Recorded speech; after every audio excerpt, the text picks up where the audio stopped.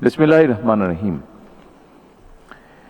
Navigating 5-year strategic framework for achieving SDGs, policy, partnership and priorities. শীর্ষক জাতীয় সম্মেলন 2026-এর উদ্বোধনী অনুষ্ঠানের সম্মানিত সভাপতি, মন্ত্রী পরিষদের সদস্য এবং উপদেষ্টাবৃন্দ, জাতীয় সংসদ সদস্যবৃন্দ, members of the diplomatic corps, development partners, বেসরকারি খাতের প্রতিনিধি, এনজিও, সুশীল সমাজের প্রতিনিধিবৃন্দ এবং উপস্থিত সুধীমণ্ডলী, আসসালামু আলাইকুম। আমাদের আজকের এই অনুষ্ঠানের বক্তব্যর পালার আমি শেষ বক্তা। আমার আগে যারা বক্তব্য দিয়েছেন মোটামুটিভাবে সবকিছুই আলোচিত হয়েছে, তবে যেহেতু একটি অত্যন্ত গুরুত্বপূর্ণ বিষয়, সেজন্য আমি খুব সংক্ষেপে আমার কিছু মতামত আপনাদের সামনে তুলে ধরতে চাই। উপস্থিত সুধীবৃন্দ, বাংলাদেশ যেভাবে মিলেনিয়াম ডেভেলপমেন্ট গোল এমডিজি বাস্তবায়নের সাফল্যের পরিচয় দিয়েছিল, একইভাবে সাস্টেনেবল ডেভেলপমেন্ট গোল এসডিজি বাস্তবায়নের ক্ষেত্রেও বাংলাদেশ যথাযথভাবে পদক্ষেপ গ্রহণ এবং বাস্তবায়ন করে চলেছে।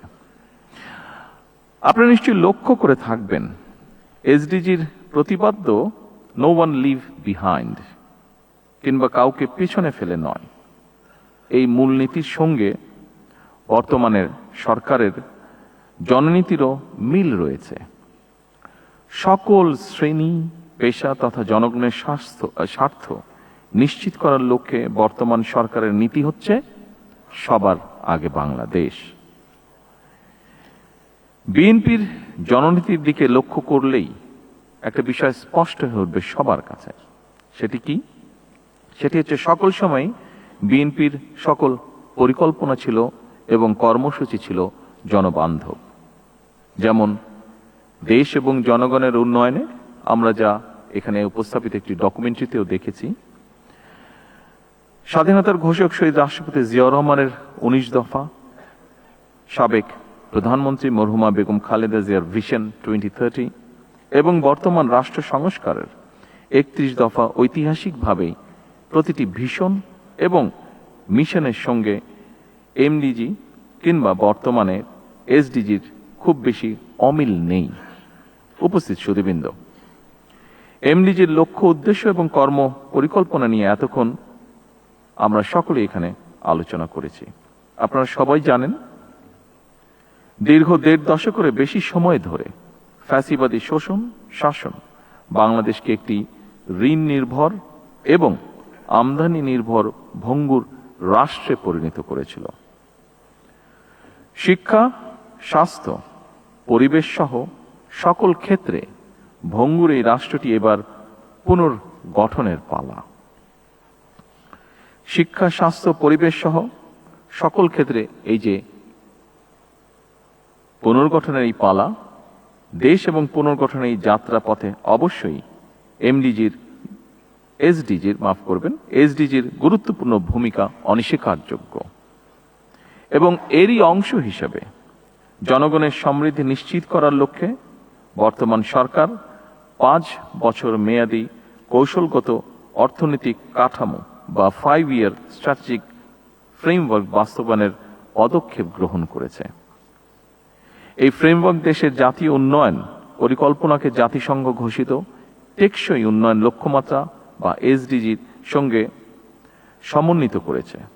বর্তমান সরকারের গৃহীত সংস্কার ও উন্নয়নের 5 স্তম্ভের মাধ্যমে দারিদ্র্য বিমোচন, সার্বজনিক সামাজিক সুরক্ষা, মানসম্মত শিক্ষা এবং স্বাস্থ্যসেবা, জেন্ডার সমতা এবং জলবায়ু সহনশীলতা এবং সুশাসন এসডিজির এই মূল অগ্রাধিকারগুলোই প্রতিফলিত হয়েছে। সম্মানিত উপস্থিতিবৃন্দ, স্বল্পোন্নত দেশের তালিকা থেকে উত্তরণ এবং এসডিজি বাস্তবায়নে অর্জিত অগ্রগতির সুসংহত করতে বর্তমান সরকার পুনরুদ্ধার, পুনর্বাসন, পুনর্গঠন বা রিকভারি, রিহ্যাবিলিটেশন এবং রিকনস্ট্রাকশন এই 3R কৌশল গ্রহণ করেছে, যার মাধ্যমে সাময়িক স্থিতিশীলতা থেকে শুরু করে দীর্ঘমেয়াদী কাঠামোগত রূপান্তর সবকিছুই একটি সুসংহত পথনকশা বাস্তবায়িত হবে। জনগণের রায় বর্তমান সরকার গত 17 ফেব্রুয়ারি সরকার গঠনের পরদিন থেকেই নারীর সামাজিক এবং অর্থনৈতিক ক্ষমতায়ন নিশ্চিত করতে ফ্যামিলি কার্ড, কৃষকের স্বার্থ রক্ষায় কৃষক কার্ড, জনস্বাস্থ্য এবং চিকিৎসা সেবা সহজ করতে ই হেলথ কার্ডের মতন একাধিক সামাজিক সুরক্ষা কর্মসূচি বাস্তবায়ন প্রক্রিয়া চলমান রয়েছে।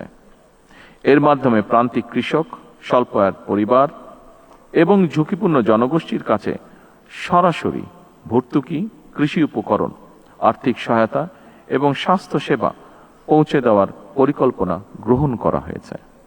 এর পাশাপাশি স্পোর্টস কার্ড, সারা দেশে ইমাম মুয়াজ্জিম এবং বিভিন্ন ধর্মের ধর্মীয় গুরুদেরকেও সম্মানী ভাতার আওতায় আনার পরিকল্পনা আছে এবং এর ভেতরে সেগুলো বাস্তবায়নের কাজ শুরু হয়েছে। অর্থাৎ কোনো না কোনো উপায় দেশের প্রতিটি শ্রেণী পেশার মানুষের কাছে সরকারের সহায়তা নেটওয়ার্ক বিস্তৃত হচ্ছে ধীরে ধীরে। এভাবে চলতি মেয়াদের মধ্যেই পর্যায়ক্রমে সম্ভাব্য প্রতিটি নাগরিককে সামাজিক সুরক্ষা বলয় এবং অর্থনৈতিক সহায়তা কাঠামোর আওতায় আনার পরিকল্পনা এবং বাস্তবায়নের সুচিন্তিত পথনকশা সরকারের রয়েছে। সম্মানিত উপস্থিতিবৃন্দ, এসডিজি ভিলেজ কার্যক্রমের অংশ হিসাবে আমরা এখনো তাদের সাথে কানেক্টেড আছি।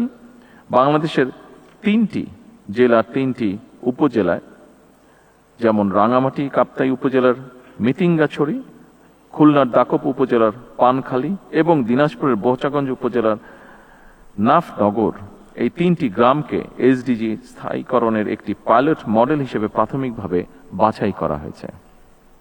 এই গ্রামগুলোতে ফ্যামিলি কার্ড, হেলথ কার্ড, কৃষক কার্ড, ক্ষুদ্র ও মাঝারি উদ্যোগের ঋণ, স্কুল ড্রেস, মাদ্রাসা ভিত্তিক শিক্ষা, নবায়নযোগ্য জ্বালানি, গ্রাম পর্যটন, blue employment, one village one product, বৃক্ষরোপণ, খাল খনন এবং ইকো ট্যুরিজম সহ বিভিন্ন কর্মসূচি একযোগে পরীক্ষামূলকভাবে বাস্তবায়ন করা হবে এবং এর প্রভাব পর্যবেক্ষণও করা হবে।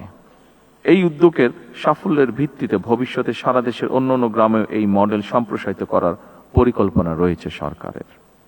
আমি আশা করি এসডিজি ভিলেজ বর্তমান সরকারের নির্বাচনী অঙ্গীকারকে একটি আন্তর্জাতিকভাবে স্বীকৃত ডেভেলপমেন্ট মডেল হিসেবে বিশ্বের সামনে তুলে ধরার একটি দৃষ্টান্তমূলক প্ল্যাটফর্ম হিসেবে গড়ে উঠবে। সম্মানিত উপস্থিতিবৃন্দ, কোনো একক মন্ত্রণালয় বা বিভাগের মাধ্যমে এসডিজি বাস্তবায়ন সম্ভব নয়।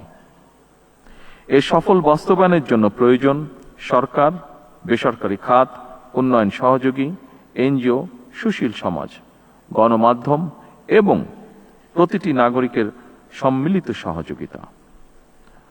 আমি আশা করি 3 দিনের এই সম্মেলনে প্রতিটি সমন্বয়কারী মন্ত্রণালয় ও বিভাগ তাদের অভীষ্ট ভিত্তিক অগ্রগতি, চ্যালেঞ্জ ও ভবিষ্যৎ করণীয় নিয়ে আলোচনার মাধ্যমে বাস্তবসম্মত এবং সময় উপযোগী কর্মপরিকল্পনা ও পদক্ষেপ গ্রহণ করবেন। আগামী দিনের কর্মপরিকল্পনায় কয়েকটি মৌলিক বিষয়ে সরকারের দৃষ্টিভঙ্গি স্পষ্ট। একটি গণতান্ত্রিক রাষ্ট্র যেখানে থাকবে অবাধ নির্বাচন, আইনি শাসন এবং প্রাতিষ্ঠানিক জবাবদিহিতা। একটি মানবিক রাষ্ট্র যেখানে স্বাস্থ্য, শিক্ষা ও নাগরিক অধিকার হবে সার্বজনীন এবং একটি কল্যাণ রাষ্ট্র যেখানে প্রতিটি নাগরিকের অর্থনৈতিক সুযোগ ও আন্তঃপ্রজন্ম ন্যায্যতা নিশ্চিত থাকবে। সম্মানিত সকল উপস্থিতিবৃন্দ, সবশেষে আমি প্রধানমন্ত্রীর কার্যালয়ের এসডিজি বিষয়ক মুখ্য সমন্বয়ক এবং গভর্নেন্স ইনোভেশন ইউনিট এবং বাংলাদেশ পরিকল্পনা কমিশনের সাধারণ অর্থনীতি বিভাগকে এমন একটি জনগুরুত্বপূর্ণ সম্মেলন আয়োজনের জন্য আন্তরিকভাবে ধন্যবাদ জানাই।